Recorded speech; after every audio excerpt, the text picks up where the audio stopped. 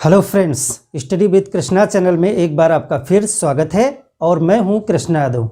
Friends, हम modern history की ये दूसरी क्लास है और आज हम पढ़ने वाले हैं कि किस प्रकार से भारत में पुर्तगाली कंपनी का आगमन हुआ और उन्होंने यहाँ पर किस प्रकार से अपने कार्य किए। तो जब हम पिछली कुछ घटनाक्रम पे नज़र डालते हैं तो हमने देखा था कि किस प्रकार से 1453 में एक घटना होती है जिससे कि उस्मानिया साम्राज्य जो है यहाँ पर कुस्तुनतुनिया पर नियंत्रण कर लेता है। 1453 में कुस्तुनतुनिया पर किसका नियंत्रण हो जाता है? उस्मानिया नियंत्रण हो जाता है, तुर्की का, उस्मानियों का नियंत्रण हो जाता है। 1453 वह वर्ष था जिस समय एक नए साम्राज्य का उदय हुआ जिसको उस्मानिया साम्राज्य कहा जाता है। उसका उदय यहाँ टर्की के क्षेत्र में हुआ और उसने जो कुस्तुनतुनिया, जिसको बैजेंटाइन की राजधानी कहा जाता था, बैजेंटाइन जो रोम साम्राज्य का एक हिस्सा था, उसकी राजधानी थी कुस्तुनतुनिया, उस पर उस्मानियों का नियंत्रण हो जाता है। और उस नियंत्रण का परिणाम क्या निकलता है? उस नियंत्रण का परिणाम ये निकलता है कि जो भारत से स्थल मार्ग से यूरोप का व्यापार होता था वह स्थगित हो जाता है, क्योंकि जो टर्की लोग थे, जो उस्मानिया साम्राज्य के लोग थे, उन्होंने भारी करारोपण किया और व्यवसाय को अपने तरीके से चलाने के लिए उन्होंने हर प्रकार की बाधाएं उत्पन्न कर दी थीं। व्यापार तो चल रहा था लेकिन यूरोप के लोग संतुष्ट नहीं थे, क्योंकि उनको बहुत महंगे दामों पर वो चीज़ें प्राप्त हो पा रही थीं और इधर अरब की तरफ से होने वाला व्यापार पूरी तरीके से अरब लोगों के हाथ में था और वो मनमाने दाम वसूल रहे थे। तो इस प्रकार से हम देखते हैं कि 1453 में एक ऐसी परिस्थिति बन करके आई कि इंडिया का यूरोप से जो व्यापारिक कनेक्शन था वो बहुत ज़्यादा शिथिल हो गया। शिथिल हो जाने की वजह से, चूँकि यूरोप में भारतीय मसालों की बहुत अधिक मांग थी, उस वजह से यूरोप के लोग ऐसा सोचते थे कि हम भारत को समुद्री मार्ग से अगर तलाश लेते हैं तो हमारे पास एक नया रास्ता होगा और हम व्यापार कर सकेंगे। तो इस क्रम में क्या होता है? इस क्रम में जो है पुर्तगाल और स्पेन जैसे देश आगे बढ़ रहे थे और वो निरंतर पूरी दुनिया में अपने अभियान भेज रहे थे कि किसी प्रकार से हम भारत की खोज समुद्री मार्ग के माध्यम से कर लें। तो स्पेन से एक यात्री निकलता है, कोलंबस, और वह मार्ग भटक जाने की वजह से अमेरिका पहुंच जाता है। ये हमने पिछले क्लास में देखा था कि किस प्रकार से स्पेन से कोलंबस निकल करके भारत की खोज में निकलता है और मार्ग भटक जाने की वजह से वह अमेरिका की खोज कर लेता है, अमेरिका के मार्ग की खोज कर लेता है और इस प्रकार से यूरोप और अमेरिका के बीच में एक कनेक्शन स्थापित हो जाता है। उसके बाद फ्रांस और ब्रिटेन जैसे देश जा करके अमेरिका में अपनी कॉलोनी बना लेते हैं, उपनिवेश बना लेते हैं और अमेरिका में पूरा शासन फ्रांस और ब्रिटेन इन सब देशों का वहाँ पर हो जाता है। उसके बाद जो है अमेरिका में क्रांति होती है, अमेरिका में जो है स्वतंत्रता की लड़ाई होती है और वह आज़ादी प्राप्त करते हैं। यह विश्व इतिहास की बात है, उसको हम अलग से पढ़ेंगे। पुर्तगाल से जो है कई यात्री बराबर भारत की खोज में निकल रहे थे और इसी क्रम में 1487 में एक यात्री जो है बार्थोलोम्यू डियाज, वो अफ्रीका के किनारे किनारे तट से यहाँ पर साउथ अफ्रीका के नीचे आशा अंतरीप, यहाँ पर है cape of good hope, cape of good hope जिसको कहते हैं आशा अंतरीप, आशा अंतरीप की खोज करता है बार्थोलोम्यू डियाज। क्या नाम था उसका? Bartholomew Diaz. बार्थोलोम्यू डियाज पुर्तगाल से 1487 में निकलता है और वह अफ्रीका के तट के किनारे किनारे चलता हुआ साउथ अफ्रीका जो देश है वहाँ नीचे तक आता है और वहाँ पर एक केप उसे प्राप्त एक केप मिलती है। केप एक बिल्कुल किनारे का स्थान होता है जहाँ पर जहाज़ों के लंगर डाले जा सकते हैं, यानी समुद्री जहाज़ों को भिड़ाकर रोका जा सकता है। तो उस स्थान तक वो पहुँचता है और उसको नाम देता है केप ऑफ स्टॉर्म्स।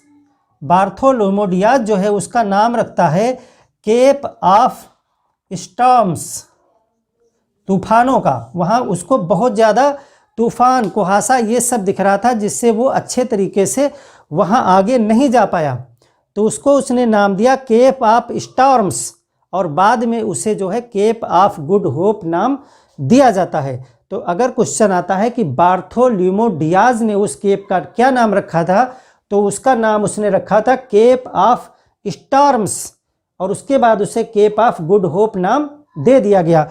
यह घटना है 1487 की, यानी कि हम यहाँ पे देख रहे हैं कि 1453 में क्या हुआ था। 1453 में एक घटना हुई जिसकी वजह से इंडिया और यूरोप के बीच का व्यापार बंद हो गया। वह घटना क्या थी? कुस्तुतनिया पर उस्मानियों का नियंत्रण, यानी जो टर्की देश है, तुर्की देश है, उसी के द्वारा यूरोप तक जाने का मार्ग था और वहीं पर बाइजेंटाइन की जो राजधानी थी कंस्टेंटिनोपल, जिसको कुस्तुतनिया कहा जाता था, उस पर तुर्की का नियंत्रण हो गया और वह मार्ग बंद हो गया, जिसकी वजह से यूरोप के लोग समुद्री मार्ग की खोज में थे। और उसी क्रम में 1487 में पुर्तगाल का एक यात्री बार्थोलोमेव डियाज भारत की खोज के लिए निकला, लेकिन वह आशा अंतरीप तक आया और फिर वापस चला गया। जो पुर्तगाल का एक प्रिंस है, प्रिंस हेनरी, वह समुद्री खोज में बहुत रुचि लेता था, इसीलिए उसे कहा जाता था द नेविगेटर। प्रिंस हेनरी को क्या कहा जाता था? प्रिंस हेनरी, जो पुर्तगाल का प्रिंस था, इसे कहा जाता था द नेविगेटर। नेविगेटर का मतलब होता है समुद्री मार्गों में जो पथ प्रदर्शक होता है, उसे नेविगेटर कहा जाता है। तो द नेविगेटर इसे कहा जाता था क्योंकि यह अपने देश के समस्त जो है नौका यात्रियों को बहुत प्रोत्साहन देता था, उनका साथ देता था कि आप जाएं और अनेक भौगोलिक क्षेत्रों की खोज करें, क्योंकि उस समय स्पेन और पुर्तगाल में बहुत प्रतिद्वंद्विता चल रही थी कि वो नए नए क्षेत्रों के नए नए द्वीपों की खोज कर रहे थे, बराबर यूरोप से अनेक अभियान निकाले जा रहे थे। तो यह प्रिंस हेनरी क्या किया, इसने अनेक अभियानों के द्वारा जो है अफ्रीका के तट का एक मैप बनवाया। यहाँ पर अनेक अभियान उसने भेजे और इस अफ्रीका के तट का एक मैप जो है वो प्रिंस हेनरी ने तैयार करवाया और उसी मैप के सहारे, उसी मैप के माध्यम से बार्थोलोमेव डियाज 1487 में अफ्रीका के नीचे केप ऑफ गुड होप तक पहुंचा, जिसका नाम जो है cape of storms Bartholomew Dias ने रखा था और बाद में उसे केप ऑफ गुड होप कहा गया, क्योंकि वही एक बिंदु था जहां से उन्हें एक आशा थी, होप थी कि वह आगे भारत को खोज लेंगे, इसीलिए उसे केप ऑफ गुड होप कहा गया, आशा का अंतरीप कहा गया। इसके बाद 1487 की इस घटना के बाद में 1498 में एक बहुत महत्वपूर्ण घटना हुई और एक यात्री जिसका नाम था वास्को डी गामा।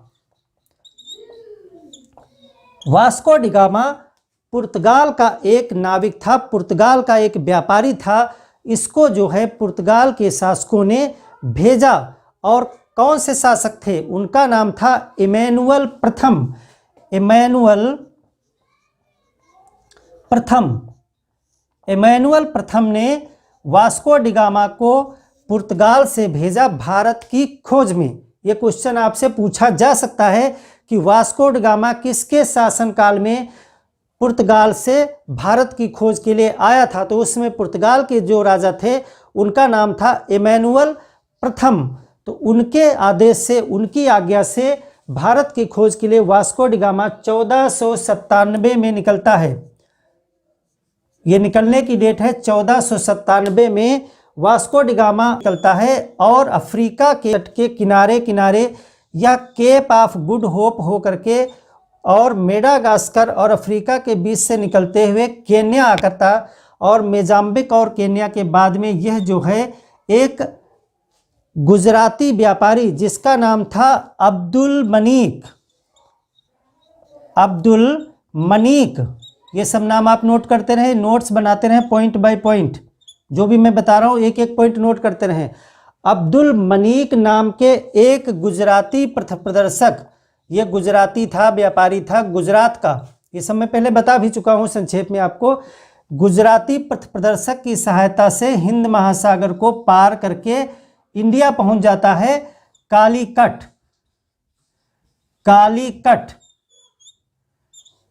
कहाँ है? केरल में है। कालीकट कहाँ है? केरल में। 1498 में वास्को डी गामा पुर्तगाल से 3 जहाज लेकर के केप ऑफ गुड, जहाँ तक बार्थोलोमेव डियाज आया था वहाँ तक आता है। उसके बाद में यह जो मेडागास्कर द्वीप है उसके बीच से होता हुआ यहाँ मोजाम्बिक और केन्या के पास में, यहाँ से जो है हिंद महासागर को वो पार करता है, और हिंद महासागर को पार करने में इसकी मदद करता है अब्दुल मनीक नाम का एक गुजराती व्यापारी, जो पहले हिंद महासागर को अरब व्यापारियों के साथ में कभी पार कर चुका था, इसलिए उसे अनुभव था कि वहाँ कैसे जाया जा सकता है। इस हिंद महासागर को पार करने के बाद में वास्को डी गामा पहुँचता है कालीकट नाम की जगह पे, जो एक बंदरगाह है जो केरल में पड़ता है, और वर्तमान समय में इस कालीकट को कहा जाता है कोझिकोड। वर्तमान समय में इस बंदरगाह का नाम जो है वो कोझिकोड है। जब वास्को डी गामा यहाँ इंडिया पहुँचा 1498 में, तो वहाँ पर जो है उस समय अरब के व्यापारियों का वर्चस्व था, यानी भारत से व्यापार करने के लिए अरब के व्यापारी भारत आते थे, और वो यहाँ से सामान ले जा कर के अरब के द्वारा यूरोप को सप्लाई किया करते थे। ये वर्तमान की सिचुएशन थी। अरब के व्यापारी यहाँ के व्यापारियों के साथ मिल कर के व्यापार किया करते थे, और पहली बार जो है एक यूरोप का सीधे यात्री भारत जो है समुद्री मार्ग से पहुँचा था। यह एक बड़ी घटना थी। इसके तहत, इसके चलते जो है यहाँ का एक जो शासक था जिसको जमोरिन की उपाधि दी जाती है, जमोरिन कहा जाता है, पुर्तगालियों ने ही इसको ये उपाधि दी थी जमोरिन की, तो कहा जाता है यह जमोरिन एक हिंदू शासक था जो यहाँ मालाबार के तट पे, जो इंडिया का इधर केरल तरफ वाला तट है, इसको कहा जाता है मालाबार। कभी क्वेश्चन आपसे इस तरह अलग से भी आ सकता है कि वास्को डी गामा भारत के किस तट पे पहुंचा था, तो कौन से तट पे पहुंचा था? मालाबार। और इधर का जो कोरोमंडल तट है, जो पूरब की तरफ का तट है, वो इसको कहते हैं कोरोमंडल।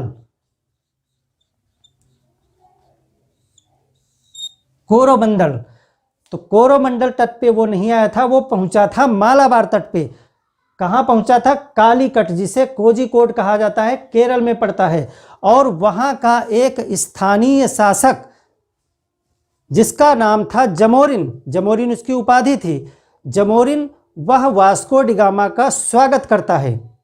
स्वागत करने के पीछे रीजन यह था क्योंकि वहाँ पे पूर्ण रूप से अरब के व्यापारियों का ही नियंत्रण था। अरब के व्यापारी ही वहाँ पर व्यापार करने के लिए आते थे, और निश्चित तौर से वहाँ के जो क्षेत्रीय राजा, क्षेत्रीय व्यापारी थे, वह भी एक नए मार्ग की तलाश में थे, क्योंकि उनको भी लगता था कि सिर्फ अरब के व्यापारी अगर सामान ले जाते हैं तो हमारे सामान का भरपूर मूल्य हमें नहीं मिलता है, क्योंकि हमारे पास दूसरा कोई ऑप्शन नहीं है। अगर बाहर के लोग सीधे हमारे पास आते हैं तो हमारे पास विकल्प होगा, और हम अपने सामान की बेहतर कीमत भी प्राप्त कर सकेंगे, क्योंकि अरब वासियों से वह भी जो है पूर्ण रूप से संतुष्ट नहीं थे। इसीलिए जमोरिन ने जो है वास्को डी गामा का बहुत अच्छा स्वागत किया और कहा कि आप यहाँ पर जो है व्यापार करें, लेकिन अभी इसने फैक्ट्री या कोठी स्थापित करने की अनुमति नहीं दी, क्योंकि उस समय में जो है वहाँ के राजाओं, व्यापारियों के यहाँ पर अरब वासियों का बहुत ज़्यादा हस्तक्षेप था, क्योंकि वो बहुत दिनों से उनके साथ व्यापार कर रहे थे, उनका दबाव था। इसीलिए जमोरिन ने यहाँ पर व्यापार करने के लिए कोई भी कोठी स्थापित करने की अनुमति नहीं दी। तो अगर क्वेश्चन आपसे पूछा जाता है कि वास्को डी गामा जब प्रथम बार भारत आया था तो क्या उसे कोठी या फैक्ट्री स्थापित करने की अनुमति जमोरिन के द्वारा दी गई थी, तो उत्तर होगा नहीं दी गई थी। उसे सिर्फ जो है व्यापार करने की अनुमति दी गई थी, सामान को खरीदने बेचने की अनुमति दी गई थी, लेकिन कोई भी व्यापारी स्थापना यानी व्यापारिक कोठी स्थापित करने की अनुमति उसे नहीं मिली। क्यों नहीं मिली? क्योंकि उस समय जो है वहाँ के क्षेत्रीय राजाओं के दरबारों में अरब के व्यापारियों का बहुत ज़्यादा दबाव था और बगैर उनसे सलाह मशविरा किए हुए या फिर वो उनको तुरंत नाराज नहीं कर सकते थे जब तक कि उनके पास एक ठोस विकल्प न होता। तो वहाँ पर वास्को डी गामा की अनुमति मिली व्यापार करने की। अब व्यापार करने के साथ साथ वास्को डी गामा ने कुछ चीज़ों को मार्क किया कि यहाँ पर जो है बहुत सारे जहाज अरब वासियों के आते हैं और वो व्यापार करते हैं, लेकिन उन जहाज़ों पर बहुत ज़्यादा हथियार नहीं हैं, वो निहत्थे हैं, ज़्यादातर व्यापार के ही दृष्टिकोण से आते हैं। और अगर एक अच्छी मजबूत नौसेना हो और उनको हराया जाए, उनके ऊपर हमला किया जाए तो आसानी से उन्हें यहाँ से खदेड़ा जा सकता है। वास्को डी गामा ने अपनी पहली यात्रा में ही यह चीज़ मार्क कर ली थी और उसके बाद उसने बहुत सारा सामान, बहुत सारी जड़ी बूटियाँ, मसाले, ये सारी चीज़ें ले करके वह वापस अपने देश पुर्तगाल जाता है और वहाँ पर उस सामान को वह विक्रय करता है। विक्रय करने के बाद में ऐसा बताया जाता है इतिहास में कि समस्त आने जाने का खर्चा निकाल करके वास्को डी गामा को जो है 60 गुना लाभ प्राप्त हुआ, 60 गुना मुनाफा उसे पूरे खर्चे को निकालने के बाद में प्राप्त होता है। तो इस प्रकार के इतने अत्यधिक लाभ को देख करके वहाँ के अनेक व्यापारी जो है वो भारत के साथ इस केप ऑफ गुड होप मार्ग से होकर के व्यापार करने के लिए लालायित हो गए और पुर्तगाल में स्थापना हुई भारत से व्यापार करने के लिए एक कंपनी की 1498 में ही एक कंपनी की स्थापना हुई और कंपनी को कहा गया इस्तादो द इंडिया, इस्तादो द इंडिया।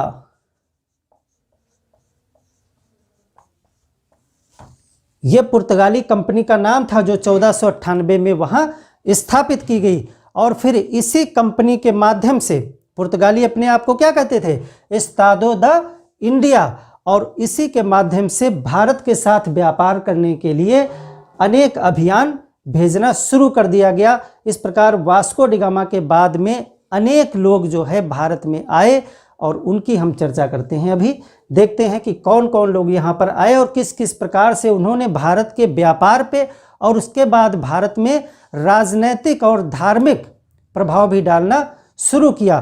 क्योंकि यूरोप के जो पुर्तगाल जैसे देश थे वो जब यहाँ पर आए तो उनके उद्देश्य क्या थे, किस लिए आ रहे थे वो।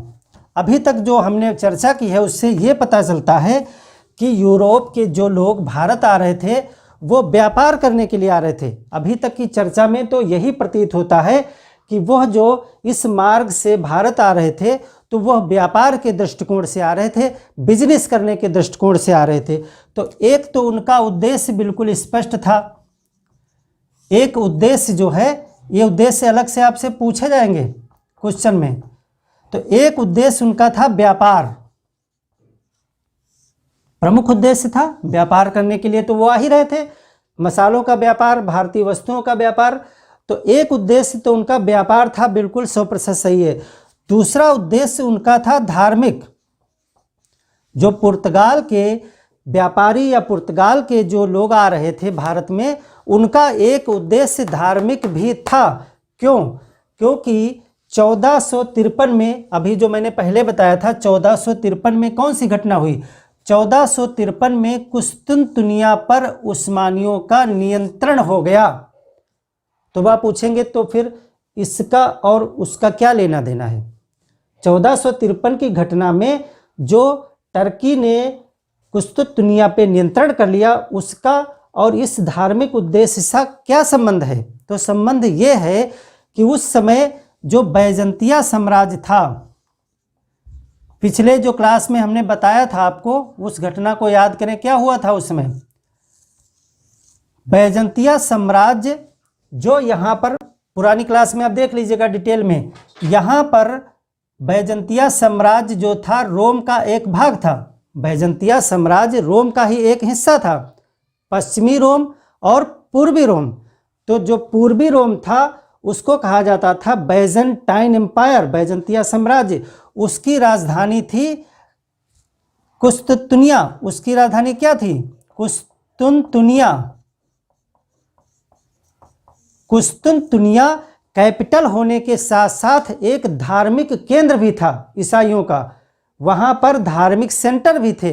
तो जब तुर्की ने उस राजधानी पे कब्जा किया तो उनके जो धार्मिक सेंटर थे उनको तोड़ दिया गया, वहाँ बहुत अत्याचार किया गया उनके धर्मगुरुओं के साथ में, और उनको वहाँ से भगा दिया गया, वहाँ से उनको खदेड़ दिया गया। इस घटना का अंजाम ये हुआ कि उसके बाद जब यूरोप में ये सब चीज़ें पहुँची तो ईसाई धर्म पे बहुत ज़्यादा प्रभाव पड़ा, क्योंकि वहाँ पर उसी दरमियान जो है पुनर्जागरण प्रारंभ हुआ और उसके द्वारा ये क्वेश्चन पुटअप होने लगे कि ईश्वर शक्ति पर विश्वास लोगों का कम होना शुरू हो गया। उन्होंने सोचा कि कुस्तुनतुनिया जो धर्म का केंद्र था, जब वहाँ पर टर्की देश ने आक्रमण करके हमें हरा दिया और ईश्वर की सत्ता ने हमें नहीं बचाया, इसका मतलब है कि ईश्वर की सत्ता में वह शक्ति नहीं है। इस प्रकार से प्रश्न उठना शुरू हुए और वहाँ से जो है कुछ देशों ने ये रणनीति बनाई, जब उन्होंने भारत को प्राप्त किया जैसे पुर्तगाल,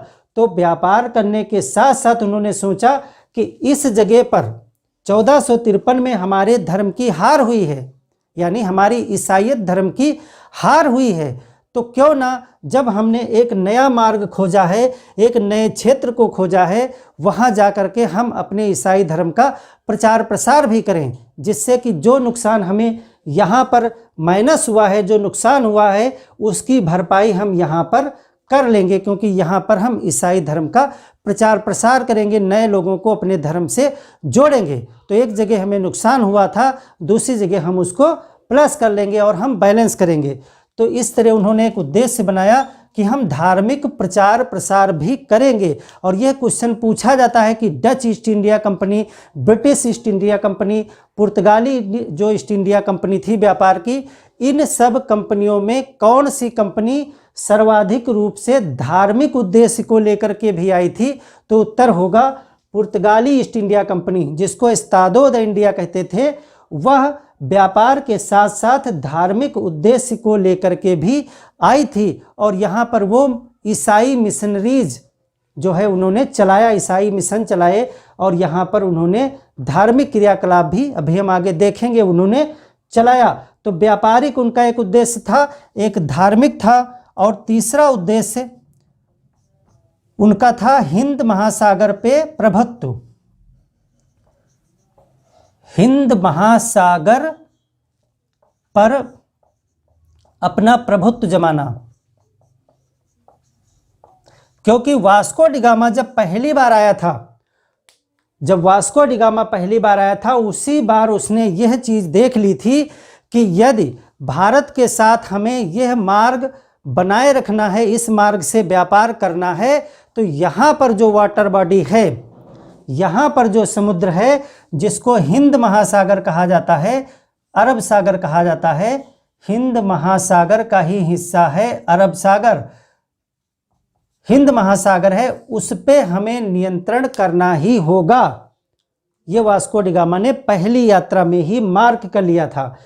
अगर हिंद महासागर पे हमारा कब्जा बन जाएगा तो हम भारत के साथ बिल्कुल निश्चिंत होकर के व्यापार करेंगे, क्योंकि यहाँ अफ्रीका के तटों पे इतना कोई शक्तिशाली क्षेत्र नहीं था जो उनके व्यापार को प्रभावित कर सकता। केवल एक ही बाधा थी, वो थी हिंद महासागर, और बाधक कौन थे? अरब के व्यापारी, अफ्रीका के नहीं, अरब के व्यापारी। अरब के व्यापारी हिंद महासागर में पूरी तरीके से कब्जा किए हुए थे। तो उसने सोचा कि यदि हम अरब के व्यापारियों को हिंद महासागर से खदेड़ दें तो हिंद महासागर हमारे कब्जे में आ जाएगा, और जिसका कब्जा हिंद महासागर पे होगा वही भारत के साथ व्यापार समुद्री मार्ग से निश्चिंत होकर के हमेशा के लिए कर सकेगा। तो इनका एक उद्देश्य था हिंद महासागर पर अपना प्रभुत्व कायम करना, या फिर इसे आप कह सकते हैं राजनैतिक, ये तो राजनैतिक हस्तक्षेप हुआ ना, ये एक राजनैतिक उद्देश्य भी लेकर के आए थे। तो इस प्रकार तीनों उद्देश्यों को इन्होंने किस प्रकार से पूरा किया, ये हम आगे देखते हैं, जब वास्को डी गामा के बाद में कौन कौन भारत में आया और उसने क्या क्या किया। तो चलिए इस पे हम चर्चा करें।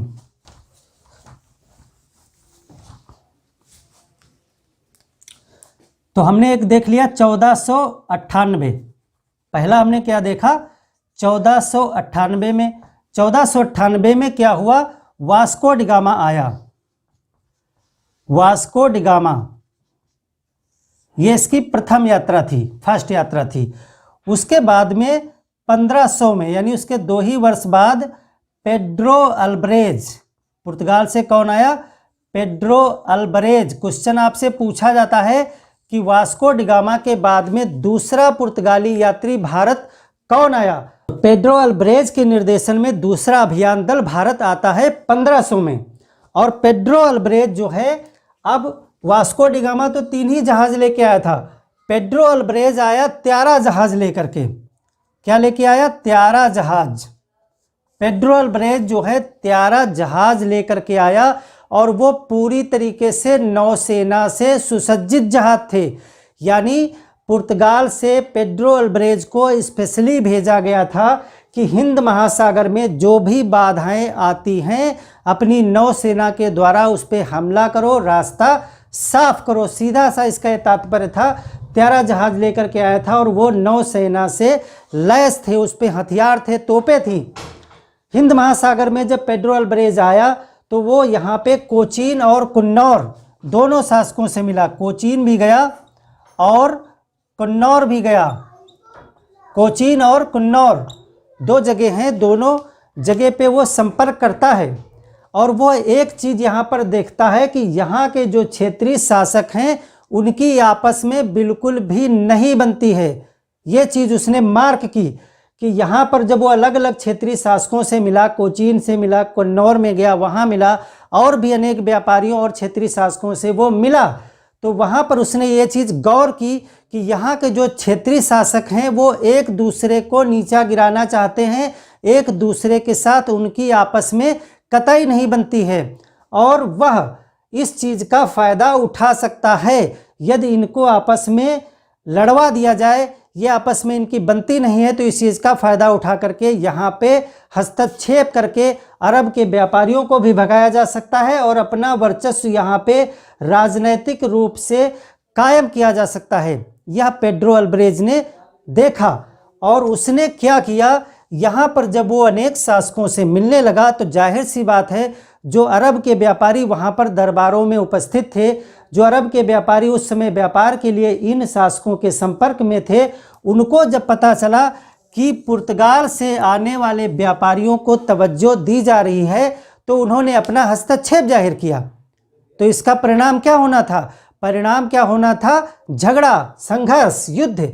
और यहाँ हिंद महासागर में पेड्रो अल्बरेज और अरब के व्यापारियों के बीच में क्लैश स्टार्ट हो गया। यहाँ पर जहाज के द्वारा उनका एक युद्ध हो गया जिसमें कि पेड्रो अल्बरेज ने एक जहाज जो है अरब व्यापारियों का पकड़ लिया और उस जहाज को जो है भारत के शासकों को गिफ्ट कर दिया और अरब के व्यापारियों को उसने वहाँ पर एक सूक्ष्म रूप से ही सही लेकिन हरा दिया और उनको अपनी शक्ति का अंदाज़ा पेड्रो अल्बरेज ने करवा दिया था। उसके बाद पेड्रो अल्बरेज भी जो है वह व्यापार करके वापस चला जाता है अपने देश पुर्तगाल और फिर से वहाँ से आता है वास्को डी गामा।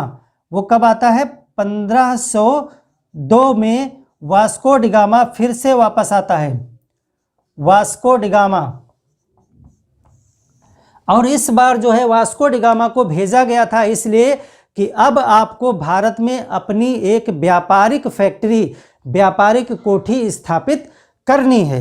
व्यापारिक कोठी या व्यापारिक फैक्ट्री क्या होती है, यहाँ पे फैक्ट्री का मतलब है कारखाना नहीं है, यहाँ फैक्ट्री का मतलब है एक व्यापारिक स्थल, एक व्यापारिक कोठी, एक स्थान जहाँ से जो है आयात और निर्यात की जानी वस्तुओं को इकट्ठा किया जाता था। क्षेत्रीय व्यापारी वहाँ पर आते अपना सामान बेचते थे और इनके जहाज वहाँ से उस सामान को पुर्तगाल ले जाते थे। वह एक ऐसा संग्रहण केंद्र आप कह सकते हैं और वहाँ पे इनके कर्मचारी रहा करते थे। उसको कोठी कहा जाता था या फैक्ट्री कहा जाता था। तो वास्को डी गामा जब 1502 में आया तो इसने सबसे पहली कोठी भारत में स्थापित की और वह कहाँ स्थापित की?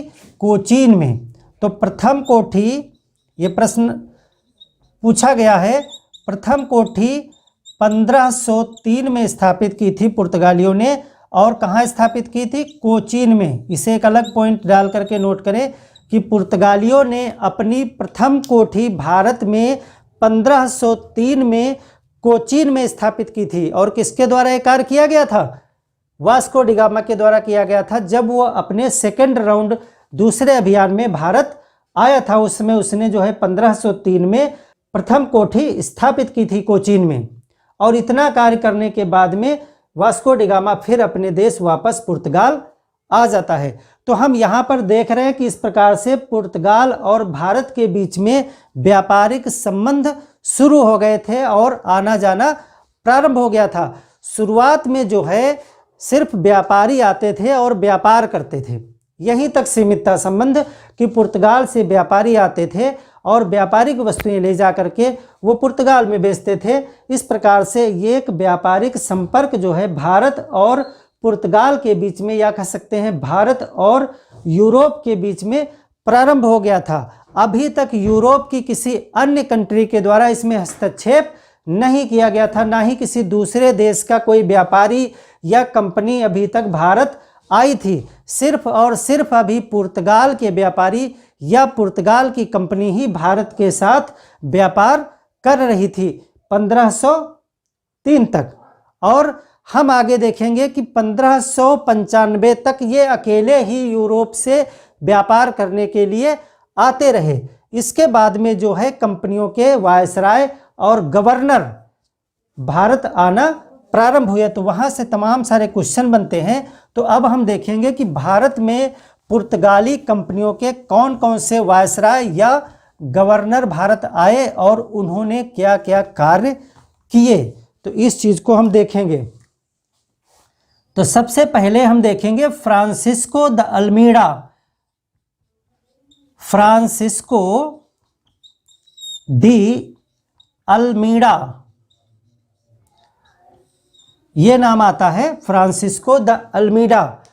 फ्रांसिस्को द अल्मीडा जो है वह 1505 में भारत में जो पुर्तगाली कंपनी था उसका वायसराय बनकर के या गवर्नर बनकर के आया 1505 में, और यह 1509 तक भारत में रहा। इसको आप कहेंगे प्रथम पुर्तगाली गवर्नर, प्रथम पुर्तगाली वायसराय कहें या गवर्नर कहें। क्वेश्चन इस तरह से आता है कि पुर्तगाली कंपनी का प्रथम गवर्नर भारत कौन आया था? तो उत्तर होगा फ्रांसिस्को डी अल्मीडा। वहाँ पर अक्सर जो है वास्को डी गामा आंसर लगा देते हैं लोग, क्योंकि वो सोचते हैं प्रथम पुर्तगाली। वास्को डी गामा गवर्नर या वायसराय नहीं था। वास्को डी गामा एक व्यापारी था, वो एक यात्री था। उसने भारत की खोज की थी, रास्ते की, भारत की समुद्री मार्ग की खोज की थी। लेकिन कंपनी का जो एक ऑथराइज्ड गवर्नर पहली बार आया वो था फ्रांसिस्को डी अल्मीडा, और वो आया 1505 में। अब 1505 पे हम थोड़ा सा रुकते हैं। अब हम देखते हैं कि 1505 के पहले क्या क्या हो चुका है। क्या क्या हो चुका है 1505 के पहले? 1505 के पहले जो है भारत में पुर्तगाल की एक कोठी स्थापित हो चुकी है। कितनी? एक कोठी, और वो कहाँ है? कोचीन में। एक कोठी कोचीन में स्थापित हो चुकी है। कोचीन कहाँ है? मालाबार तट पे है। मालाबार तट पे एक कोठी यानी एक सेंटर आप कह सकते हैं, एक व्यापारिक केंद्र पुर्तगाल बनाने में 1503 में सफल हो चुका था। ये घटना कब हुई थी? 1503 में वास्को डी गामा के द्वारा कोचीन में एक फैक्ट्री, एक व्यापारिक केंद्र स्थापित किया जा चुका था। उसके बाद जो है फ्रांसिस्को डी अल्मीडा आता है 1505 में, और इसने एक नीति बनाई जिसको कहा जाता है blue water policy. Francisco de Almeida ने एक ब्लू वाटर पॉलिसी बनाई।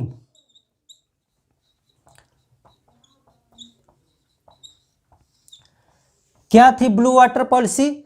यानी नीले जल की नीति। हिंद महासागर, नीला जल मतलब यहां पर हिंद महासागर से है। फ्रांसिस्को डी अल्मीडा ने सोचा, जैसा कि पुर्तगालियों का शुरू से ही उद्देश्य रहा था कि हिंद महासागर पे कब्जा करना है, तो अभी तक कोई इसमें एक्शन नहीं हुआ था, लेकिन फ्रांसिस्को डी अल्मीडा के बाद में आने के बाद में इसने एक्टिव होकर के हिंद महासागर पे अपना प्रभुत्व जमाना शुरू कर दिया, हिंद ओशियन पे। और इसने क्या किया कि यहाँ पर जो है अपने नौसेना के दम से, पुर्तगाल की जो नौसेना थी वो अरब की नौसेना या अरब के जहाज़ों या अरब के लड़ाकू जहाज़ों की अपेक्षा बहुत बेहतर थी, बहुत कुशल थी, और इसका उस समय अरब सागर में कोई सानी नहीं था, यानी अरब के जहाज इस नौसेना से टक्कर नहीं ले सकते थे। तो शुरुआत में फ्रांसिस्को डी अल्मीडा ने तो कहा कि हम शांतिपूर्वक व्यापार करेंगे, इसने शांति की नीति अपनाई। लेकिन जब उसने देखा कि हिंद महासागर में अरब के जहाज़ों का बहुत ज़्यादा हस्तक्षेप है, और अगर इनको हिंद महासागर से हटाया नहीं गया तो हम बहुत ज़्यादा दिनों तक भारत से व्यापार नहीं कर पाएंगे, तो इसने ब्लू वाटर पॉलिसी बनाई। इसने कहा कि हमारा समस्त ध्यान सबसे पहले हिंद महासागर पे होना चाहिए। फैक्ट्री कहाँ लगानी है, व्यापार कहाँ करना है, कहाँ कुछ करना है, इन सब चीज़ों को उसने एक किनारे किया और पूरा ध्यान उसने लगा दिया हिंद के पानी पे। इसीलिए इसको कहा गया ब्लू वाटर पॉलिसी। इसकी नीति थी कि हम हिंद महासागर से सबसे पहले अरब के व्यापारियों को खदेड़ेंगे। और तभी इन्हीं सब चीज़ों की वजह से जब आप किसी के बने बनाए काम में टांग अड़ाते हैं, यानी अरब वासियों का भारत से बहुत दिनों से व्यापार चल रहा था, और फ्रांसिस्को डी अल्मीडा ने क्या किया, यहाँ आकर के व्यवधान उत्पन्न कर दिया। अब इसके पास शक्तिशाली नौसेना थी, शक्तिशाली जहाज थे, तो यह अरब के जहाज़ों को रोक लेता था, अरब के जहाज़ों को अच्छे तरीके से व्यापार नहीं करने देता था। यानी यहाँ पर पुर्तगाल के जो कंपनी के शासक हैं, पुर्तगाल के जो व्यापारी हैं, उनकी छवि, उनकी इमेज एक समुद्री डाकुओं के समान थी। वो समुद्र में दूसरे लोगों को व्यापार करने से ज़बरदस्ती मना करते थे, और अगर ऐसा नहीं होता था तो यह उनके ऊपर हमला करते थे, उनके जहाज़ को डुबोना, उनके जहाज़ को लूट लेना, यह पुर्तगाली कंपनियों के लिए कोई नई बात नहीं थी। जबकि यहाँ के जो अरब के पुराने व्यापारी, उनके जहाज़ थे, उनके पास इस प्रकार की कोई नीति पहले से तैयार नहीं थी, क्योंकि वो एक छत्र अरब सागर में व्यापार किया करते थे, उनको कोई भी हस्तक्षेप करने वाला कभी कोई मिला ही नहीं। तो जब आपका प्रतिद्वंदी, आपका दुश्मन कोई होता नहीं है, तो आप अपने पास अच्छे हथियारों का विकास नहीं करते हैं, आप अपनी सुरक्षा का प्रबंध भी कम करते हैं। लेकिन अचानक से एक दुश्मन आकर के जब खड़ा हो जाएगा, जिसके पास अच्छी नौसेना है, अच्छे हथियार हैं, तो अचानक से आपके पास में हथियार या सुरक्षा व्यवस्था नहीं आ जाएगी, और निश्चित तौर से आपकी हार आवश्यक हो जाएगी। तो यहाँ पे क्या हुआ, जब फ्रांसिस्को डी अल्मीडा के द्वारा अरब के जहाज़ों पर बहुत ज़्यादा हस्तक्षेप किया जाने लगा, तो यहाँ पे गुजरात का एक क्षेत्रीय शासक था, और यहाँ टर्की और मिस्र, ये सब व्यापारी थे जो गुजरात के साथ मिलकर के व्यापार किया करते थे। तो गुजरात जो फ्रांसिस्को डी अल्मीडा है वर्सेस किसके साथ इसकी लड़ाई हुई, मिस्र के व्यापारी प्लस टर्की के या तुर्की के व्यापारी प्लस गुजरात, भारत का जो गुजरात का क्षेत्रीय शासक था वहाँ का। इन तीन लोगों ने मिल करके, इन तीन लोगों की सेना ने मिल करके फ्रांसिस्को डी अल्मीडा के साथ में एक युद्ध लड़ा, और उसमें जो है ये हार गए। फ्रांसिस्को डी अल्मीडा उसमें विजयी हो गया। क्यों विजयी हो गया? क्योंकि इसके पास एक शक्तिशाली नौसेना थी, और इनके पास में जो है उस प्रकार के हथियार, उतनी शक्तिशाली नौसेना नहीं थी। इससे स्पष्ट होता है कि यहाँ पे पुनर्जागरण के फलस्वरूप यूरोप में पुर्तगाल, स्पेन, फ्रांस और ब्रिटेन के पास में क्या डेवलप हो रहा था? इनके पास आधुनिक तकनीक डेवलप हो रही थी, आधुनिक हथियार डेवलप हो रहे थे, बारूद डेवलप हो रहा था, जहाजरानी का विकास हो रहा था, नए नए प्रकार की टेक्नोलॉजी डेवलप हो रही थी। और यहाँ भारत की तरफ एशिया में क्या हो रहा था? यहाँ आपसी मनमुटाव पैदा हो रहा था। यहाँ के लोग आपस में लड़ रहे थे, धर्म के नाम पे लड़ रहे थे, व्यवसाय के नाम पे लड़ रहे थे, समाज में लड़ रहे थे। यहाँ पे किसी भी प्रकार का पुनर्जागरण जैसी घटना अभी तक नहीं हुई थी और इन लोगों के दिमाग अभी भी जो है कुंठित थे। इनके दिमागों का जो है ताला भी बंद ही था, खुला नहीं था। और यहाँ क्या हो चुका था? यहाँ तर्क शक्ति, विज्ञान, आधुनिकता आ चुकी थी और इस दम पर उन्होंने दूर दूर जाकर के अपनी नौसेना के दम से, आप अगर वर्ल्ड मैप को देखें तो वर्ल्ड मैप में अगर आप कहीं नज़र दौड़ाएं, आपको कहीं छोटा सा द्वीप दिखाई पड़ेगा तो आप उसके ब्रैकेट में देखेंगे लिखा होगा फ्रांस, यूनाइटेड किंगडम, पुर्तगाल, ब्रिटेन या कुछ भी XYZ यूरोप के देशों का नाम आपको वहाँ पे मिलेगा। इसका मतलब क्या है कि उन्होंने पूरे ग्लोब को यानी पूरी पृथ्वी को खंगाल डाला था और दूर दूर जाकर के एक एक द्वीप पे कब्जा कर लिया था। आप भारत के आसपास के कुछ द्वीपों को छोड़ करके बाकी बताइए, कहीं विश्व में जाइए आपको यहाँ कोई द्वीप मिले, यहाँ साउथ अफ्रीका के नीचे यहाँ पे कोई द्वीप मिले और उस पर लिखा हो इंडिया? ऐसा होगा क्या कि आप यहाँ ऑस्ट्रेलिया के यहाँ बगल में, ऑस्ट्रेलिया के पास में आए और यहाँ पे कोई छोटा सा द्वीप हो और वहाँ लिखा हो इंडिया? ऐसा कहीं मिला आपको? नहीं मिलेगा, क्योंकि इधर के यहाँ के लोग पहले जो है सब बुद्धि इनकी बंद रही, इनकी बुद्धि नहीं खुली। बुद्धि इनकी खुली बाद में, जब ये सब गुलाम हो गए और उसके बाद में ये जब बहुत दिन बाद आज़ादी पाए। लेकिन तब क्या हो सकता था? तब तक तो पूरी दुनिया पे यूरोप के लोगों का कब्जा हो चुका था। तब तो वो हर क्षेत्र में उन्होंने अपना कब्जा कर लिया था, तो आप उनसे छीन थोड़ी सकते हो। तो इस प्रकार से देखते हैं कि यहाँ की नौसेना के दम से इन्होंने धीरे धीरे अरब के व्यापारियों को, ये एक दिन में नहीं हो गया कि आए हमला बोले उनको भगा दिया, व्यापार बंद हो गया, लेकिन धीरे धीरे इनका हस्तक्षेप हिंद महासागर में बढ़ता चला गया। किसका? पुर्तगाल का। पुर्तगाल का हस्तक्षेप हिंद महासागर में बढ़ता चला गया और धीरे धीरे अरब के वासी जो हैं वो अपने क्षेत्र में सिमटते चले गए और पूरा हिंद महासागर एक समय में पुर्तगाली महासागर कहलाने लगा। इसको क्या कहा जाने लगा? पुर्तगाली सागर।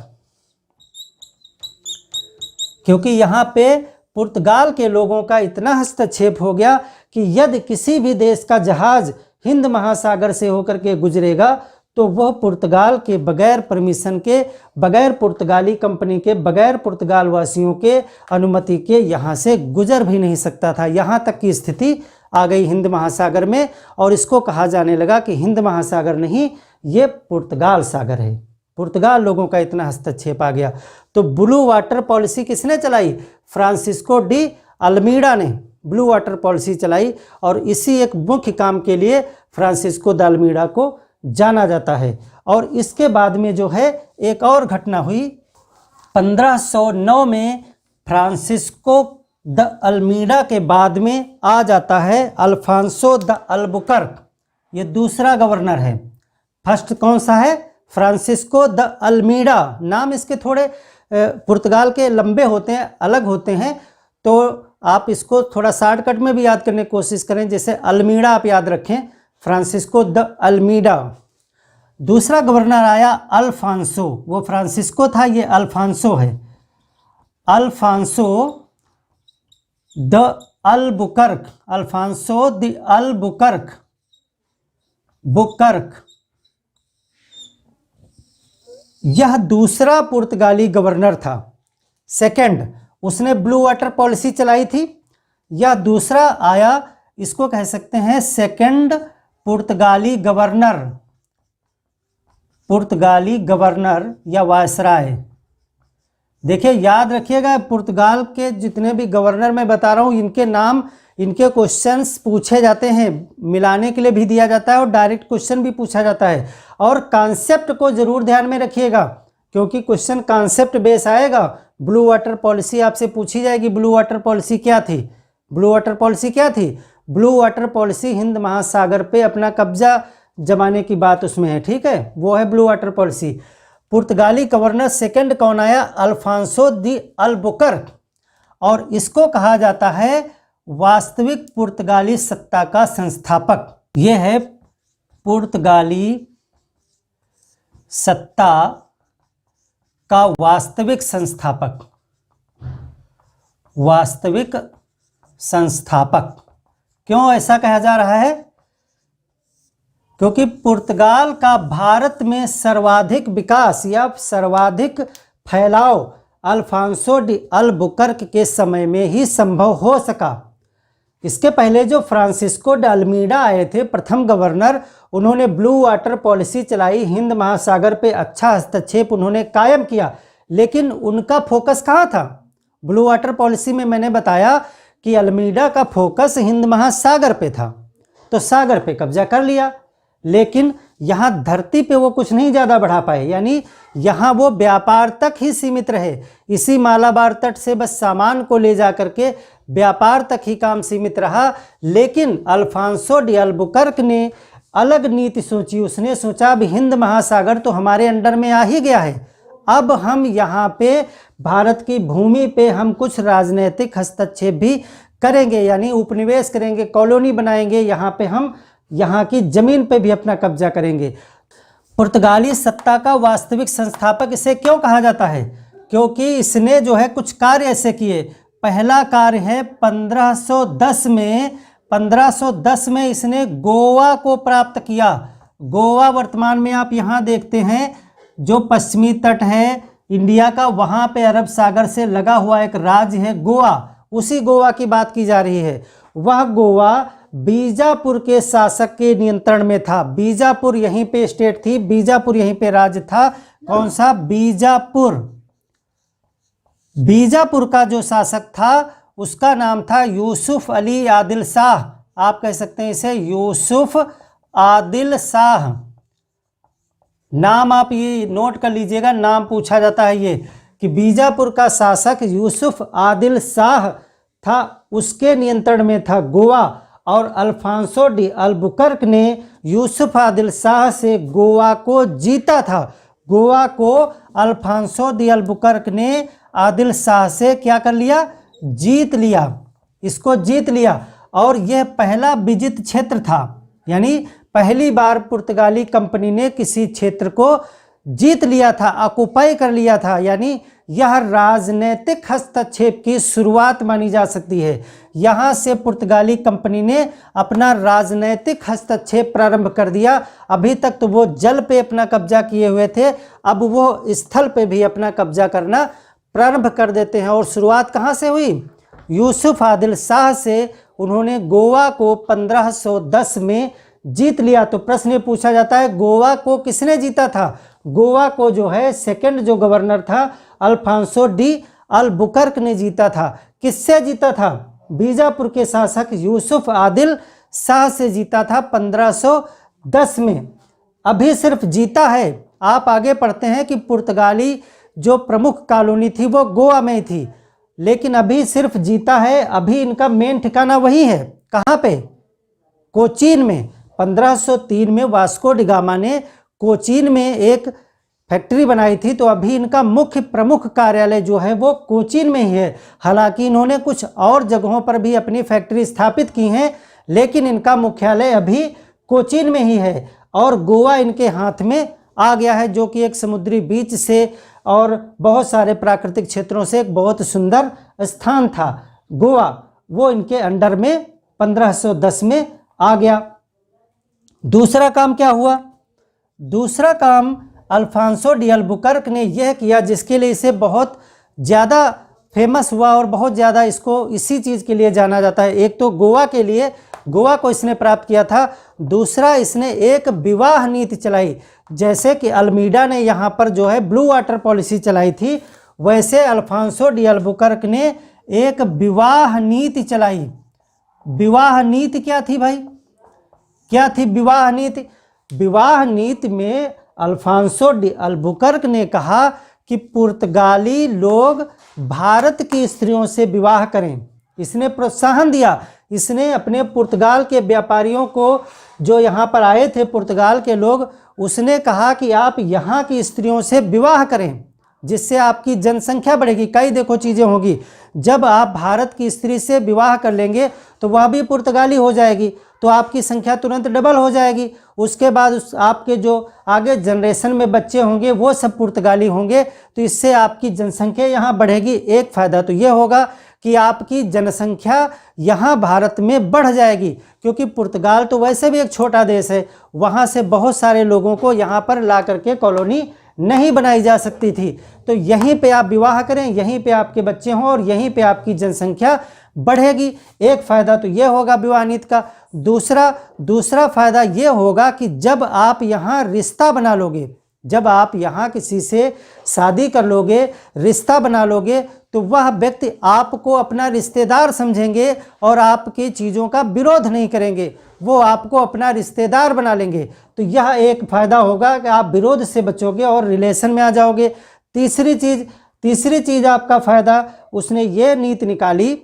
दो चीज़ें तो लाभ की बताई, तीसरी नीति उसने ये बताई कि किन लोगों से विवाह किया जा सकता है। तो इसको अल्फांसो डी अल्बुकर्क को एक चीज़ के लिए और जाना जाता है कि इसने एक तरीके से सती प्रथा को ख़त्म करने का प्रयास किया। कैसे प्रयास किया? भले इसका नीति, इसका उद्देश्य अपना लाभ था, लेकिन इसने कोशिश ये की कि इसने कहा कि जो भारत में विधवाएं हैं, जिनको विवाह करने की अनुमति नहीं है, भारत में क्या होता है, जो विधवा हो जाती थी उसको जो है विवाह करने की अनुमति नहीं होती थी। तो इसने कहा कि जो यहाँ भारत में आप विवाह नहीं कर सकते हैं तो पुर्तगाली लोगों से विवाह कर लीजिए। पुर्तगाली लोगों को एतराज़ नहीं है किसी भी विधवा से विवाह करने के लिए, तो आप पुर्तगाली लोगों से विवाह कर लीजिए। और पुर्तगाली लोगों से भी कहा कि आप भी इनसे विवाह कर लीजिए, क्योंकि ये विवाह आपसे करने के लिए राजी हो जाएंगी, क्योंकि यह समाज से उपेक्षित हैं, इनकी शादी नहीं हो रही, इनसे कोई शादी कर नहीं रहा है। तो इस प्रकार से एक विवाह की नीति जो है अल्फांसो डी अल्बुकर्क ने निकाली, और इसकी यह नीति सफल भी हुई और तेज़ी से भारत में पुर्तगालियों की जनसंख्या में वृद्धि हुई। और यहाँ पर तमाम क्षेत्र आप यहाँ देखेंगे जहाँ पे पुर्तगाली कॉलोनियाँ बनी, जैसे गोवा है, दमन, दीव, हुगली, यहाँ पे कोचीन, कन्नौर, ये सब जगहों पर जो है पुर्तगाली कॉलोनियाँ बनी रहीं। और गोवा वो प्रथम स्थान था जो राजनीतिक रूप से पुर्तगालियों के कब्जे में आया था। क्वेश्चन ये पूछा जा सकता है कि पुर्तगालियों के कब्जे में राजनीतिक रूप से पहला स्थान कौन सा आया था? तो 1510 में गोवा। अब एक क्वेश्चन ये भी आता है कि पुर्तगाली सबसे बाद में गए, या फिर सबसे बाद में जो है कौन सा जगह, कौन सा स्टेट, कौन सा राज्य जो है भारत के कब्जे में वापस आया? तो वो भी है गोवा। गोवा जो है आज़ादी के बाद 1961 तक पुर्तगालियों के कब्जे में रहा। यानी गोवा सबसे पहले पुर्तगालियों ने अपने कब्जे में किया था 1510 में, और सबसे बाद तक 1947 में भारत आज़ाद हो गया, लेकिन गोवा नहीं आज़ाद हुआ। गोवा 1961 में पुर्तगाली छोड़ करके गए। तो इस प्रकार कह सकते हैं कि गोवा सर्वाधिक समय तक किसी विदेशी शक्ति के हाथ में रहने वाला राज्य था। सबसे ज़्यादा समय तक 1510 से लेकर के 1961 में जाकर के उसको स्वतंत्रता मिल पाई। तो इस प्रकार से जो है अल्फांसो डी अल्बुकर्क ने जो है इस पुर्तगाली सत्ता को वास्तव में सबसे ज़्यादा विस्तार देने में सफलता प्राप्त की, और इसीलिए पुर्तगाली सत्ता का वास्तविक संस्थापक किसे कहा जाता है? अल्फांसो डी अल्बुकर्क को। और इसने क्या किया? ये तो विवाह नीति हो गई। 1511 में इसने जो है मलक्का पे अपना कब्जा कर लिया, मलक्का पर नियंत्रण कर लिया। मलक्का कहाँ है? मलक्का यहाँ देखेंगे आप, मलक्का की जलसंधि है, वहाँ से जो है व्यापार के लिए वो बहुत प्रमुख मार्ग है। मैप पे आप देख के बताइए मलक्का कहाँ है, तो उसको आप कमेंट करके हमें बताएं मलक्का नामक स्थान कहाँ है। और 1515 में इसने जो है हरमुज पे भी अपना कब्जा कर लिया। हरमुज यहाँ फारस की खाड़ी, फारस की खाड़ी में एक यहाँ पे जलसंधि पड़ती है, हरमुज की जलसंधि, यहाँ अरब पेनिनसुला के पास देखिएगा। ये भी एक बहुत महत्वपूर्ण मार्ग है व्यापार के लिए, जैसे मलक्का है वैसे ही यहाँ पे है हरमुज। तो हरमुज पर भी नियंत्रण कर लिया, हरमुज पर नियंत्रण कर लिया इसी ने, अल्बुकर्क ने 1515 में। इन सब कार्यों के लिए ही इसे पुर्तगाली सत्ता का वास्तविक संस्थापक कहा जाता है। तो यहाँ तक हम क्या देखते हैं, पुर्तगालियों ने मुख्य मुख्य जगहों पे जैसे मलक्का है, हरमुज है, हिंद महासागर है, ये सब जो है प्रमुख क्षेत्र हैं जहाँ से होकर के विश्व का व्यापार नियंत्रित होता था एशिया के साथ में।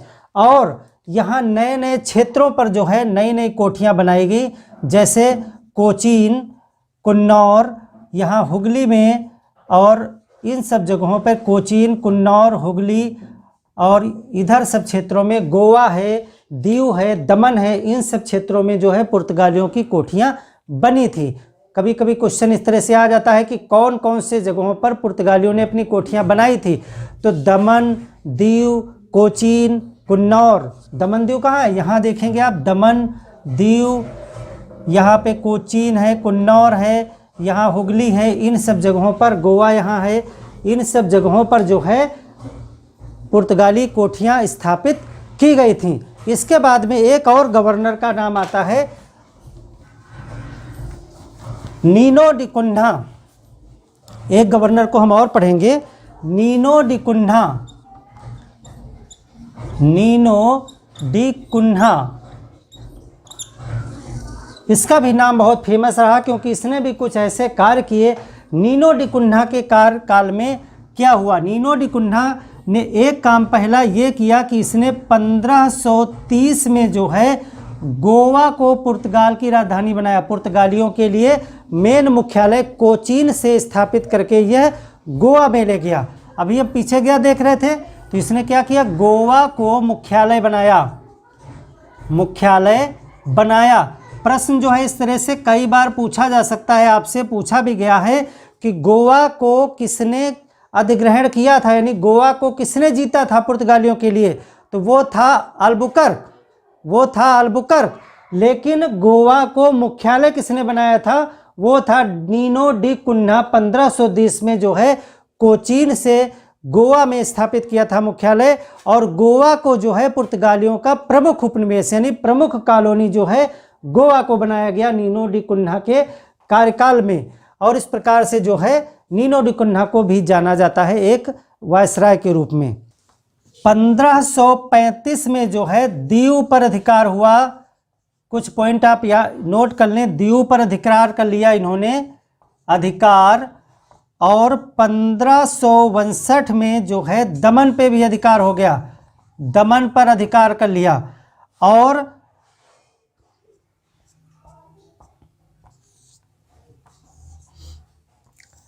अब वास्को डी गामा के विषय में एक पॉइंट और आप याद रखेंगे, वास्को डी गामा, क्यों वास्को डी गामा जो है वो तीसरी बार भी भारत आया था, तीसरी बार भारत आया था।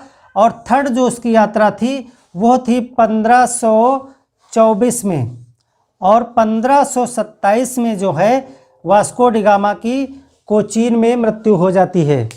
तो कभी कभी क्वेश्चन आ सकता है कि वास्को डी गामा कब भारत आया था, तीसरी बार। तो तीसरी बार जो है वास्को डी गामा आया था 1524 में, और 1527 में इसकी मृत्यु हो जाती है। और इसी बीच आप यहाँ पर देख रहे हैं कि यह वही समय है जब जो है बाबर की एंट्री भारत में हो चुकी है, और पानीपत का प्रथम युद्ध जो है इसी समय में, इसी दरमियान में आप देखते हैं। यानी अब भारत में जो है मुगल सत्ता स्थापित होने जा रही है। यह वही समय है जब वास्को डी गामा की मृत्यु होती है। ये तीसरी उसकी यात्रा थी 24 से 27, और इसी दरमियान भारत में जो है मुगल सत्ता की स्थापना का समय आ गया है। एक जो है और हम देखेंगे यहाँ पे गवर्नर, अब आपको डेट से याद करने की कोई ज़रूरत नहीं है कब कौन आया। एक गवर्नर और फेमस है, उसका नाम भी देखेंगे। उसके समय में जो है सेंट जेवियर, जो इन क्रिश्चियनिटी के जो ईसाई के एक धर्मगुरु थे, वो आए थे भारत में। ईसाई मिशन इस समय चालू हो गया था और ईसाई धर्म का प्रचार प्रसार बहुत जोरों पर था। एल्फांसो डिसूजा।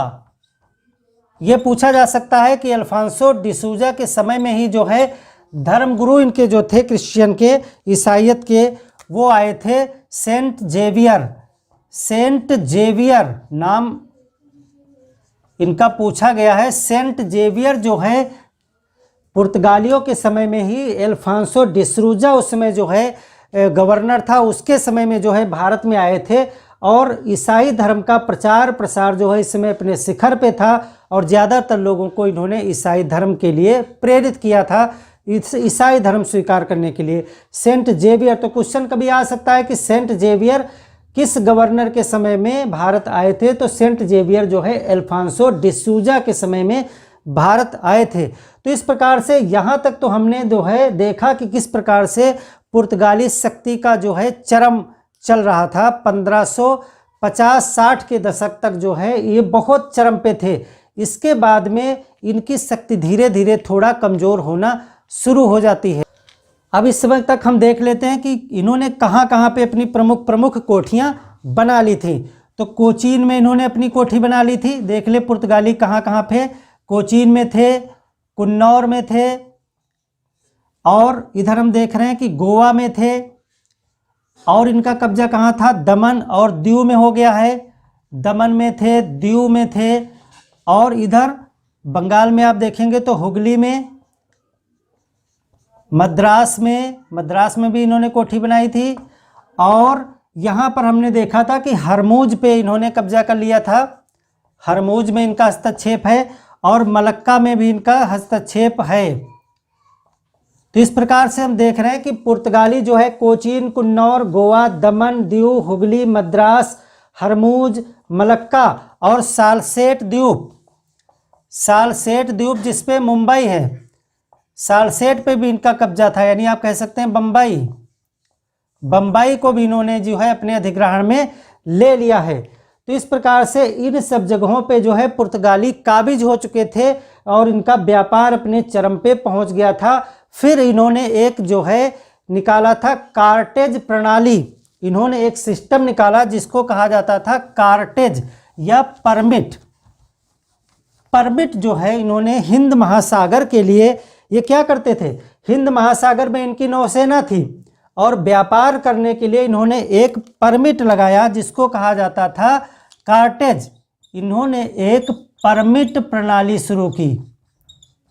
इन्होंने कहा कि अगर कोई भी जहाज हिंद महासागर से या इधर बंगाल की खाड़ी से या किसी भी समुद्री क्षेत्र से जहां तक हमारा कब्जा है, क्योंकि इन्होंने मलक्का, हरमूज, हिंद महासागर पे पूरा अपना कब्जा कर लिया था, तो यहाँ से कोई भी व्यापारी अगर अपना जहाज लेकर के निकलता है तो उसे पुर्तगाली शासक से, यानी पुर्तगाली सरकार से, पुर्तगाली गवर्नेंस से, या कह सकते हैं एस्तादो द इंडिया से, गवर्नर से एक परमिट लेना होगा। उसको ये कहते थे कार्टेज, कार्टेज प्रणाली।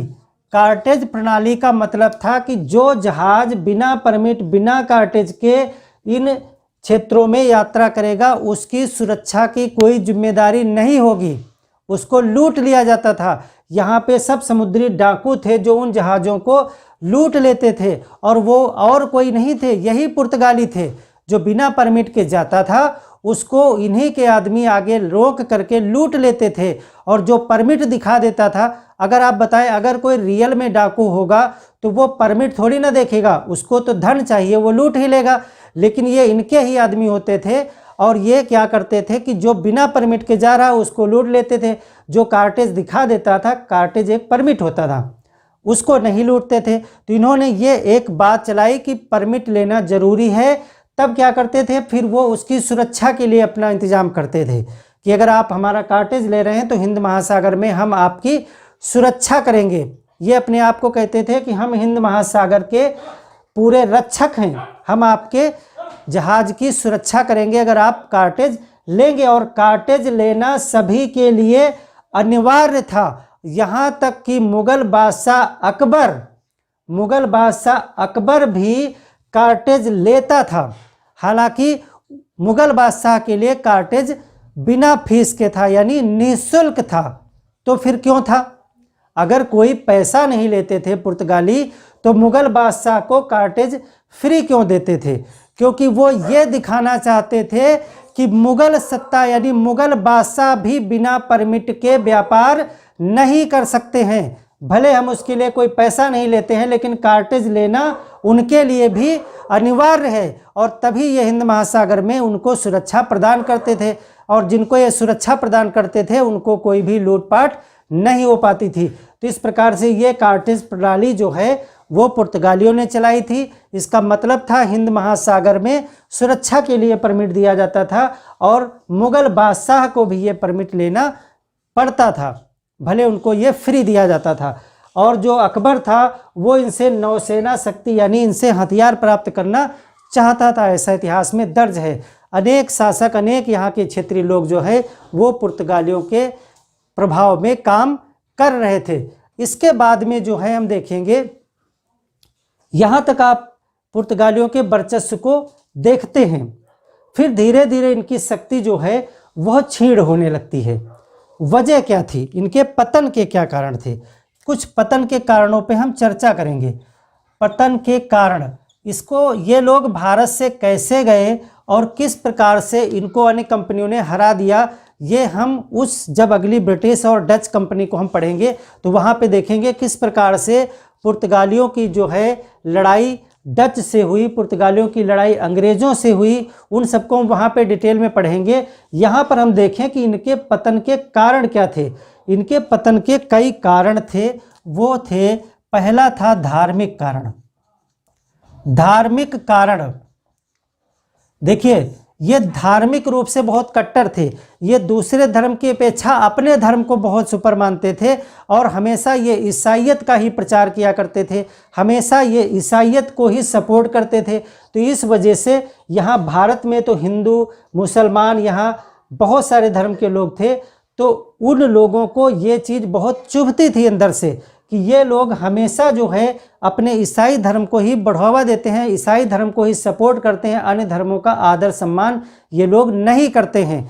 तो इसलिए जैसे ही अन्य लोगों को मौका मिला उन्होंने पुर्तगालियों के विपक्ष में काम करना पसंद किया, यानी उन्होंने इनका सपोर्ट नहीं किया। तो एक धार्मिक कट्टरता का जो कारण था आगे चल के इनके लिए वो माइनस यानी नेगेटिव का काम किया। दूसरी चीज़ ये थी कि इनका जो यहाँ पुर्तगाल है वो एक छोटा देश था, स्पेन का वर्चस्व पुर्तगाल पे हो जाता है। स्पेन का जो है वर्चस्व पुर्तगाल पे हो गया, उस वजह से यहाँ पर इनकी शक्ति कमज़ोर हो गई। और तीसरा एक कारण आता है कि कालांतर में जो है इनका व्यापार कम हो गया, क्योंकि ब्रिटिश और स्पेन, फ्रांस, ब्रिटिश, फ्रांस और डच ये जो है बहुत ही शक्तिशाली देशों से आ गए, और इनके पास अपने देशों का ज़्यादा सपोर्ट था, ज़्यादा बैकअप था। इस वजह से जो पुर्तगाली कंपनी थी वो उनके सामने टिक नहीं पाई, क्योंकि जो ब्रिटिश ईस्ट इंडिया कंपनी आई, जो फ्रांस के आए, जो डच के आए, उनमें जो ब्रिटिश ईस्ट इंडिया कंपनी थी उसके पास अपने देश का यानी ब्रिटेन का बहुत बड़ा सपोर्ट था, और उस वजह से वो यहाँ पर अपने सारे प्रतिद्वंदियों को हराने में कामयाब हो गए। आगे हम देखेंगे किस प्रकार से यूरोप की घटनाओं का प्रभाव इंडिया में पड़ता था, किस प्रकार से वहाँ ब्रिटेन और फ्रांस के बीच में जब कोई तनाव उत्पन्न होता था तो यहाँ भी तनाव उत्पन्न हो जाता था, किस प्रकार से यूरोप में लड़ाई होती थी तो यहाँ भी लड़ाई होना शुरू हो जाती थी, वो हम आगे देखेंगे। तो यहाँ से इनके पतन के कुछ कारण थे, लेकिन फिर भी कुछ योगदानों के लिए पुर्तगालियों को जाना जाता है। उन योगदानों में आप कुछ पॉइंट नोट कर लें, जैसे कि क्या क्या चीज़ें, कभी कभी क्वेश्चन आ जाता है कि कौन कौन से योगदान जो है पुर्तगालियों के रहे हैं भारत में। तो पहला है प्रिंटिंग प्रेस। प्रिंटिंग प्रेस जो है गोवा में ही लगाया गया था पहला, पुर्तगालियों के द्वारा जो है 1556 में। गोवा में पहला प्रिंटिंग प्रेस पुर्तगालियों के द्वारा ही लगाया गया था, तो इसीलिए आप कह सकते हैं कि भारत में प्रिंटिंग प्रेस का जो प्रारंभ है वो पुर्तगालियों के द्वारा किया गया। दूसरा, आप कुछ खाने पीने वाले जो फल, सब्जियां और कुछ फसलें हैं वो पुर्तगाली लाए थे, जैसे तंबाकू। तंबाकू जो है वो पुर्तगाली लाए थे अपने वहाँ से। गन्ने की खेती जो है पुर्तगाली लाए थे। आलू से जो है पुर्तगालियों ने परिचित कराया। लाल लाल मिर्च जो है वो पुर्तगाली लाए थे। पपीता, प्रश्न ये सब पूछे जाते हैं, आप इसको नोट कर लीजिएगा। तंबाकू, गन्ना, आलू, लाल मिर्च, पपीता। ऐसा जरूरी नहीं है कि ये सब कुछ वो पुर्तगाल से लाए थे, कुछ चीज़ों को वो अन्य क्षेत्रों से, जहाँ जहाँ उनका, जैसे इधर इंडोनेशिया वगैरह में अन्य जगहों पर इनका हस्तक्षेप था, कुछ चीज़ें वहाँ अन्य जगहों से भी ये लाए थे, लेकिन भारत में लेके आए थे पुर्तगाली, इसीलिए इनका नाम लिया जाता है। प्रिंटिंग प्रेस, तंबाकू, गन्ना, आलू, लाल मिर्च, पपीता, ऐसी चीज़ों को जो है ये पुर्तगाली भारत में ले करके आए और भारत इन चीज़ों से परिचित हुआ पुर्तगालियों की वजह से, और आज तक जो है ये चीज़ें हमारे समाज में व्याप्त हैं। दूसरी चीज़, अगर आर्किटेक्चर में बात करें तो गोवा में इन्होंने अनेक जो है वास्तुकलाओं का निर्माण किया, जिसमें एक शैली जो है ये लेकर के आए जिसको कहा जाता है गोथिक शैली। क्या कहा जाता है? गोथिक शैली। गोथिक शैली जो है वो भवन निर्माण से संबंधित है, याद रखिएगा, भवन से संबंधित है गोथिक शैली, यानी भवन के निर्माण की एक कला है, जो भवन का स्ट्रक्चर होता है। जैसे कभी कभी आप देखते हो कि भवन की छत इस तरह गुंबदाकार है, कहीं आप देखते हो कि इस तरह से त्रिभुजाकार है, कहीं आप देखते हो सपाट है, तो इस तरह से अनेक प्रकार की शैलियां हैं भवन के निर्माण की। तो जो गोथिक शैली के चर्च आज तक अभी गोवा में पाए जाते हैं। क्वेश्चन भी पूछा जाता है कि गोवा में जो चर्च हैं पुर्तगालियों ने जो बनवाए थे वो किस शैली में बने हुए हैं? वो गोथिक शैली में बने हुए हैं, गोवा में पाए जाते हैं ये खास करके। तो गोथिक शैली जो है पुर्तगालियों ने विकसित किया, पुर्तगालियों ने भारत में इसका प्रसार किया। तो इस प्रकार से हम यहाँ सिर्फ इतना जानेंगे। और इन्होंने एक काम और किया था, हालांकि उसको अंग्रेज जब हम पढ़ेंगे ब्रिटिश ईस्ट इंडिया तो वहाँ पे चर्चा करेंगे। जो मुंबई है, मुंबई इनके कब्जे में था, और मुंबई को जब ये पराजित होने लगे अंग्रेजों से, एक घटना आएगी वहाँ पर हम देखेंगे कि मुंबई को इन्होंने यहाँ पर अपनी राजकुमारी, पुर्तगाल की राजकुमारी कैथरीन की शादी जो है ब्रिटेन के जो राजकुमार थे चार्ल्स द्वितीय, उनसे जो है इनकी शादी करते हैं और दहेज में मुंबई को ब्रिटेन को दे देते हैं। ब्रिटेन को दहेज में मुंबई दे देते हैं और वो बहुत दिनों तक उनके पास रहता है। उसके बाद में जो ब्रिटेन की ईस्ट इंडिया कंपनी थी, तो ब्रिटेन ने उस मुंबई को जो है ईस्ट इंडिया कंपनी को किराए पे दे दिया था। तो वो घटना हम जब ब्रिटिश ईस्ट इंडिया पढ़ेंगे, चूँकि वो उससे रिलेटेड है, तो वहाँ पे हम उसको डिटेल में आपको बताएंगे। अभी आपको हमने यहाँ पर बताया कि किस प्रकार से पुर्तगाली भारत में आए, कौन कौन से इनके गवर्नर आए, क्या क्या काम किया, और किस प्रकार से इनकी जो है योगदान को हमने देखा, और ये किस प्रकार से भारत से चले गए। इसको हम यहाँ पे नहीं पढ़ेंगे, क्योंकि यहाँ पे अगर हम पढ़ते हैं तो थोड़ा कन्फ्यूजन आपको हो जाएगा, क्योंकि अभी और कंपनियाँ भारत में आई नहीं हैं, तो अभी हम उनसे इनका युद्ध नहीं पढ़ाएंगे आपको। जब सारी कंपनियां भारत आ जाएंगी तब हम देखेंगे कि ये कंपनियां किस प्रकार से आपस में लड़ने लगीं। डच अंग्रेज लड़ने लगे, फ्रांस अंग्रेज लड़ने लगे, पुर्तगाली अंग्रेज लड़ने लगे। तो इस प्रकार से ये आपस में लड़ने लगे। क्यों? क्योंकि वो यहाँ पे एक छत्र कब्जा करना चाह रहे थे। और फिर देखेंगे किस प्रकार से सबको किनारे कर दिया ब्रिटेन ने, और एक ही कंपनी यहाँ रह गई, ब्रिटिश ईस्ट इंडिया कंपनी। बाकी जो गोवा वगैरह में पुर्तगाली रह गए वो सिर्फ रहते थे, उनका हस्तक्षेप राजनीति से और व्यापार से ख़त्म हो गया था। तो इस प्रकार से हम ब्रिटेन को पढ़ेंगे। जब सारी कंपनियां यहाँ पर आ जाएंगी तब हम इन कंपनियों के बीच में कौन कौन सी लड़ाइयाँ हुई और क्या क्या उनके परिणाम हुए, उनको हम एक अलग चैप्टर में पढ़ेंगे। तो आज की क्लास में हम इतना ही रख रहे हैं, बाकी मिलते हैं अगली क्लास में। तब तक के लिए धन्यवाद।